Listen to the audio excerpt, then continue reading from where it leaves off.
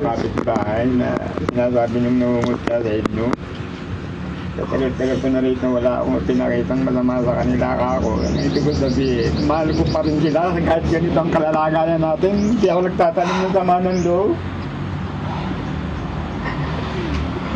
Hayaan mo na yung kapitbahay, tay. Tindihin na lang natin itong mga anak mo. Lahat ng taong hindi nakakaintindi sa sitwasyon namin, mahal ko pa rin kayo kahit sabihin nyo sa akin kung anong problema. Huwag nyo lang ganito yun ang pamilya ko. Huwag nyo lang ganito yun ang pamilya ko. Wala ako ipinakitang masama sa inyo. Lumaban ako ng parehas, hindi ako sa dami namin magkakapatid. Sa disiplinang ginawa sa amin ng magulang namin. 13 lalaki, 3 babae. Wala sa aming nagkasungay kahit isa. Wala. Dala ko yung disiplina ng magulang ko na ginamit ko pa sa mga anak ko. Mga ganito ang kinalabasan.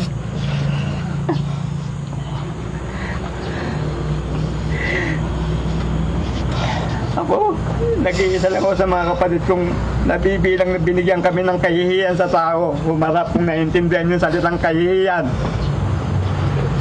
Kahit may problema ka, soluhin mo kung kaya mo. Mga kapatid ko, pwede naman akong lumapit para sabihin ko sa kanila na nagkakaganito yung pamilya ko. Hindi ko sinabi. Dahil yung kahihiyan nga, na alam nilang napakasipag ko rin. Isa rin akong napakasipag na tao. Kaya kong buhayin ang pamilya ko. Kahit sa anong paraan, basta parehas lang. Mga kapatid ko, magsalita na ako dyan, darating ang tulong sa akin. Pero hindi ko ginawa dahil ang alam ko nung kinakamusta ko yung mga anak ko, sabi nila okay pa. Tinatago nila sa akin ang problema.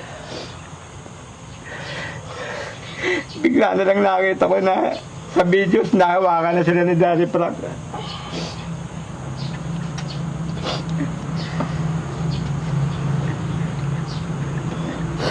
Saan pala yung ayaw? So kaya nung ganito, nalaman ng mga kamag-anak ko yung mga nangyari. Doon lang sila nagsisitawag sa mga anak ko. Nangamusta. Sinisisi pa ako ng ibang kapatid, ba't daw hindi ako nagsasalita? Sabi ko, yun ang disiplinang binigay sa atin ng magulang. Pag kaya mo, tiisin mo. Kaya natin to. Inom ka pa tubig. Gusto mo? Inom ka tubig. Kaya natin to. Alam ko malakas ka. Inom ka tubig. Tay, inom ka tubig, tay. Kung ganyan pala yung binabanggit sa akin ng pangatlo kong anak, tungkol kay Aljon. Nakaiisip niya yung mga nangyari sa kanya, ganyan pala siya, magwawala pala siya. Kagabi ko lang naramdaman. Hanggang ngayon. Yung pangungutya sa kanya, hanggang sa pambubuli ng mga kaklase niya. Pero tayo ngayong nandito ka na, hindi na po mangyayari yon kasi nandito ka na po, ano? Sige na, hayaan mo ka na mayak tayo. Kaya natin to. Hanggat kaya ko, hindi ko kayo pababayaan. At least ngayon alam mo na, no? Nandito ka na mapoprotektahan mo yung mga anak mo.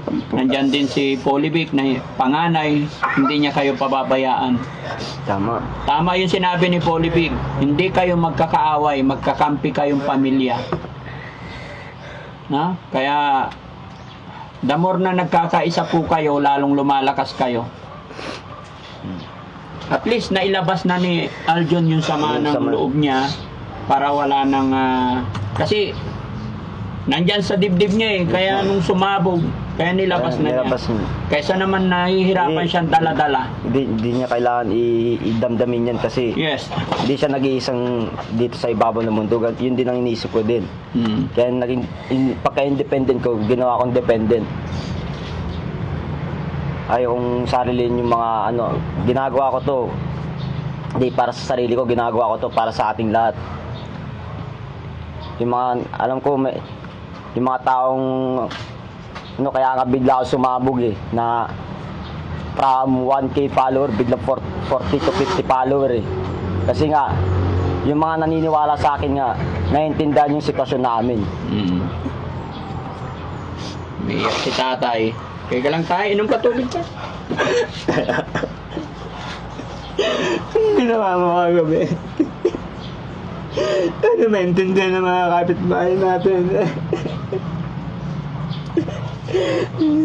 Hindi ko sinasadya na kung ano man yung iniisip nila laban sa atin, wala tayong ginagawang masama.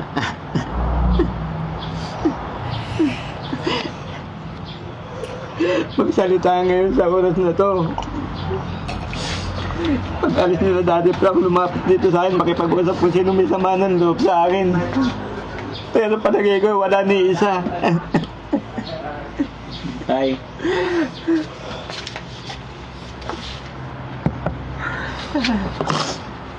Selfie, hindi ko na ipagpag... Ano, kapatid ko. Kasi ano, yung ugali ko talaga, ano eh. Finger ko, hindi ko talaga ano. May labas. Yung anak ko, ito. Iyakin pa ako, pero finger pa talaga yung ano. Yung anak ko. Iniisip ko lagi. Hindi ko nagawang ipagtanggol ang anak ko. Nung minsan dito may nangyari dito. Yung ginagawa ko, pag-protect lang. Kasi may mga klase ako na sumusuporta sa akin, pero yung klase ko, kasama din ako sa kanya, pero hindi ko magawa yung mga sinasabi niya kasi ganito na talaga yung ugali ko nung ano.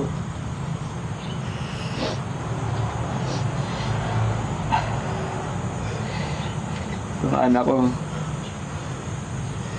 isa rin sa dahilan niya na hindi ko siya naipagtanggol ng panahon kailangan na dahil malayo ako sa kanya, nasa Cavite ako. Nagpadala ako ng halagang, hindi ko malam magkano. Mga ano, mga 2K ba o 1.5? 1.5 to 2K. O 1.5 dahil nga alam ko yung buhay namin eh, ano, Wala ka- pangangailangan yung pinadala ko sa kanya. Ngayon, rebisahin ko, kinamusta ko, Mare, kamusta? Nakuha na ba ng mga ano ko yung pera? Ay, yung time na yun, nung kumustahin ko, nagtatalo na pala sila ng anak ko, nagsisigawan sila sa cellphone. Sabi ko, ano nangyari, Mare? Hindi ko naibigay. Dahil sa kanila, Hindi ko naibigay yung pera, pare. Bakit? Ba't di mo naibigay yung pera? Kasi yung anak mo, gumawa rito ng scam sa akin. Anong klaseng scam? Nawalan ako, nakuhanan ako ng halagang 8K. Sabi ko, paano nangyari? Ang anak mo, may ginamit yung anak mo na hindi ginamit ang sabi niya. Ginawa sa akin ng anak mo. Matuwa ka dito kung ano nangyayari dito. Nagnawa ka o hindi. Kung may kakalwa ka, wala. Yung ano, yung karanasan namin, no, ano, pinagkagawa mo.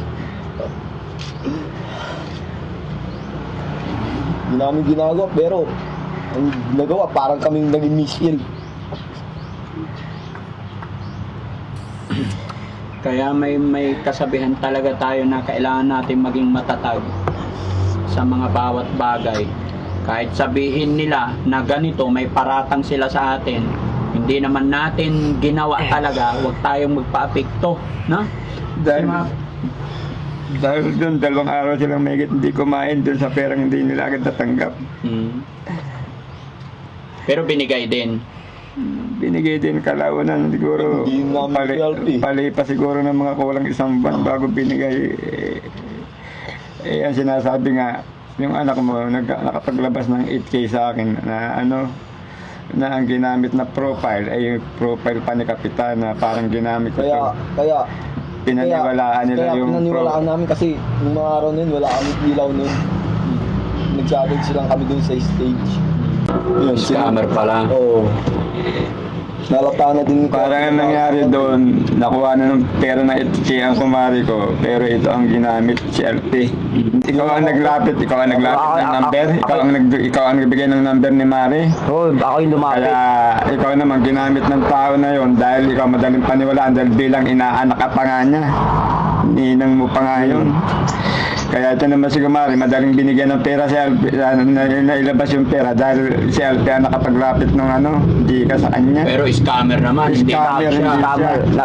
Ang pinagdidinan pa niyan. Tapos nakisama tong mga kalugay, halos yung mga kalugay na tabi-tabi namin, pati itong lansin na to. Diyan sila nagtatambay nung nagsimula na yun. Diyan na sila nag-iinom, parang Pinag-iisipan. pinalirinigan na kami, parang pinipressure kami na ino-offer yan. Talagang Sali nila. parang dinidikdik kami Hindi na, pababa. hindi na nga sila kumain 2 araw mahigit dahil hindi nila natanggap yung 1.5 ko. Nagsama-sama na lahat. Hayaan na natin yun. Kailan nangyari yun? Matagal na. August 11, 2022. Sige, kalimutan na natin. At least tapos na. Move on na lang tayo, no? Oo. Ang kailangan kasi mangyari ngayon dito talaga is hintayin natin paglabas ng mama nyo. Tapos pag nakauwi na si RJ dito, para yun ang makakatulong din sa inyo. Si RJ, tatay nyo, mama nyo, Kuya Polibik din ikaw, magkaisa na lang tayo maghanap ng Kasi tsaka hanap buhay Isa din. para malibang kayo. Kasi naghahanap na kami ng kulong-kulong na ikakabit dito. Pag nakabitan na to, pwede na tayo mag-rolling. mag-rolling. And then, gawa tayo ng bahay kubo maliit dyan. Ayusin natin yung tindahan nyo dyan. Pwede. Para pag hindi kayo makapag-rolling Dyan ng sa- gulay, dyan i-display. Pwede Dual po. purpose. Diba? Huwag nating saluhin yung mga binabato or naririnig natin na hindi maganda. Much better, focus tayo sa hanap buhay natin. Yun ang maipapangako ko sa inyo para pakatatag pa tayo. Ayaw ko nang sisihin yung mga nakaraan, ayaw ko nang balikan, pusisahin kung sinong may mali or what. Okay. Mas maganda ngayon tay, bilang tatay, pag nandito na si RJ, kaya gusto ko rin makauwi na si RJ mga kababayan, kasi si RJ po talaga, yung maaasahan din natin na katuwang ni tatay. The same time, gaya ng sinabi, nandyan si Polivic, kaya si Aljon, sila rin tulong-tulong. Para si John Paul naman, tuloy-tuloy mga pag-aral, no? Pero alam ko bakasyon ngayon, kaya tutulong ka rin, no? Alam ko bata ka pa, pero alam ko malawak na yung pang-unawa mo. Ha? Eh? Itong anak ko, yung sinasabi nila at naririnig niya dyan na may time na nagwawala siya, hindi siya sira ulo, mabait siya. Totoo yan. Totoo yung sinasabi. Nagwawala siya sa time na yun na naririnig niyo dahil naaalala niya yung trauma niya sa katawan niya. Baka iniisip niyo, nagwala na naman kagabi hanggang ngayon, yun, mga sira ulo yung pamilya na yun. Napakasakit para sa akin na ganun talatag niya sa amin. Nagwawala siya dahil sa itiniin yung trauma sa buhay namin.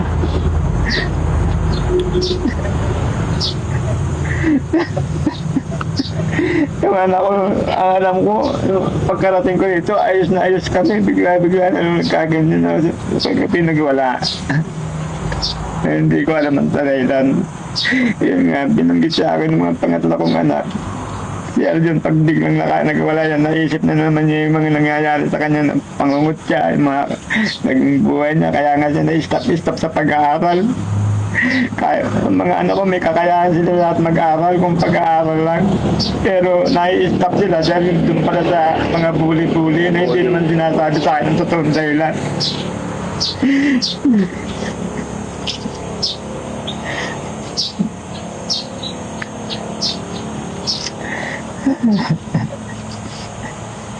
Ha? Okay na tayo, ha? Tay, pakatatag pa tayo, tay, ha? Hindi ito masusolve kung magpapakahina tayo. Lalakasan pa natin. Alam ko nandyan si Polivic. Hindi tayo pababayaan. Magkaiba lang kaya talaga ng anger si Aljon tsaka si Polivic. Si Polivic pag galit, umaalis. Kumbaga, ito, pag may nasasaktan or what, nananahimik hanggang sa ilalabas na lang niya na sinasaktan niya yung sarili niya. Kaya, yun. Di bali, nandito naman si tatay. Basta pagka ganun may mangyari, kalmahin nyo lang, painumin nyo lang ng tubig. Huwag nyo sasalubungin. Tama yung ginawa nyo kanina, okay lang, hawakan nyo para hindi masaktan yung daliri, yung kamay nyo. Hindi niya masaktan yung sarili niya. Kasi nasubukan niya na naman, talagang gusto niya talaga na anin yung sarili niya. Pero ayaw namin na mangyari na yung mapasakit niya yung sarili niya. Ayaw namin kasi mahal namin yan, kit ganyan yan. Alam namin na ito, nagpupursige ito. talagang kita ko sa kanya, porsigido siya. Pero may naiinggit sa kanya kaya nagawa ng inggit, naiinggit sa kanya yung ganyan. Hinahanap nila yung kahinaan niya, yan, kami na kinukot siya. Tapos meron pang ano pala dito guys, si Ma'am Maylin. Sino ba yon? Maylin Alcantara. Tay, nagpunta sa bahay ko si Ma'am Maylin Alcantara. Shoutout sa'yo, ma'am. May pinadalang lapad. So, hindi ko pa naipalit. Ipapalit ko pa lang. Babalik ko rito pag naipalit na. Pinapabigay ni Ma'am Maylin para sa inyo, ha? Para hindi kayo namumroblema sa mga gagawin, para may pagkaabalahan kayo. Bibigay ko yung pera sa inyo. Hindi na ipalit ni Sam kahapon, mga kababayan. Pero ngayon ipapalit nila, ibabalik ko pa rin dito, ha? Magpapalit lang muna kami, tay. Dinala ko lang tong pagkain para makakain kayo. John Paul, pakalakas pa, ha? Naawa ko kay John Paul, mga kababayan, nung nag-hysterical tong mga kuya niya. Alam ko siya yung nasasaktan ng gusto sa nangyayari. Pero keep on praying pa rin, John Paul, ha? Tama na yung ganyan. Huwag na natin dagdagan, ha? Kumain ka lang ng kumain. No? Nandito naman darating naman na si RJ, nanay, tsaka si tatay andito na. Buo na kayo. Kasama sa buhay talaga yan. Aayusin natin to unti-unti. Diba, Aljon? Very good. So, hintayin lang natin na dumating ang nanay mo, tsaka si Kuya RJ. Gusto mo ba yung ganon? Magtitinda na lang tayo dyan? No, kasi sinanay, parang may tao sa akin, parang may tao sa akin kasi yung nakarang taon, nung mga dyan ata, mga ganun na yun, Parang takot sa'yo si nanay. parang pinabayaan ko yun kasi, yun nga, para akong napuno, hindi ko na binantayan si nanay. Kasi, Okay lang yan, Aljun. Huwag mo sisihin ang sarili mo. May pagkakataon, pag-asa pa. Basta pagdating ni nanay dito, mamumuhay tayo, magsisimula tayong muli. Ano? Ha? opo, Pangako ko yan. Gagawa tayo ng hanap buhay pagkakaabalahan ng tatay nyo para sama-sama kayo. Gawin natin cashier si Aljun tsaka si nanay. Diba? Tapos si tatay, siya yung tagahanap ng ibebenta. Ganun, maganda. Tapos si RJ, magluluto ng pagkain ninyo kasama si John Paul. Sarap ang buong pamilya. Kaya wag tayo magpapa-apekto, ha, Aljun? Kaya natin to. Ha? Ka-text pa kita kahapon, di ba? Anong oras ko to ka-text? Umaga. maaga po kasi nag-trigger po ako kasi may tumawag po kuya ko po. Oo. Ang reaction niya, hindi po siya nabibidyo ko, nakakamusta. Nakakamusta naman. Pero, alam kong busy rin ako kasi gusto ko rin, nagbabasa-basa ako kasi wala din akong time na kasi si tatay tinutulong. Pwede ba ako sa makuha bahay, yung kaya page ni RJ para direct makausap ko siya? Ano bang Facebook niya? Ano siya? Wait lang. Wala man yung cellphone. Wait lang, magkano? Wala lang cellphone. I-dial mo nga dito, John Paul. Si Kaya RJ. kausap ko siya, kaya nandito pa siya. Kaya matagal ko din nandito. Papakal mo na ako kasi. Pag nandito si RJ, napapakalma ka niya. Opo. Mm-mm. Talagang sa yung tumulong sa akin pati si kuya. Pero ngayon, kaya hindi ko si kuya, mapasalamatan sa kanyang kagalagayan niya kasi bumigay siya sa ganyan Kaya, pinipitong sabayan isa, pero minsan, minamasama ako, ganun. Pero ngayon, ikaw naman, parang hindi nyo na ako minamasama, ganun. Tay, huwag ka na umiyak, tay, ha? Babalik po kami dito. Nakuha ko na rin yung ni RJ para makausap ko siya para kung anong pwedeng gawin pa. Tapos ipapalit namin yung pinadala ni Ma'am Maylin Alcantara para ibalik namin dito, ha? Okay na, Aljun? Huwag nang magwala, ha? Kalma na tayo, ha? Kain na lang po kayo, tay. Pakainin mo sila, tay, ha? Okay. Polivic, ikaw panganay, bahala ka muna, ah. Kung papalit ako, babalik din kami. Naintindihan ko. Pakainin nyo siya. Ha? John Paul? Sige, so yun, mga kababayan, mga kabarangay, ito po yung ganap. Pero babalik ako kasi para may pagkaabalahan. Actually, ginagawa na po yung banggirahan nila dito. Unti-unti po magiging maayos din. Maraming salamat mga kababayan, and God bless po sa atin lahat. Tayo, alis lang kami ha.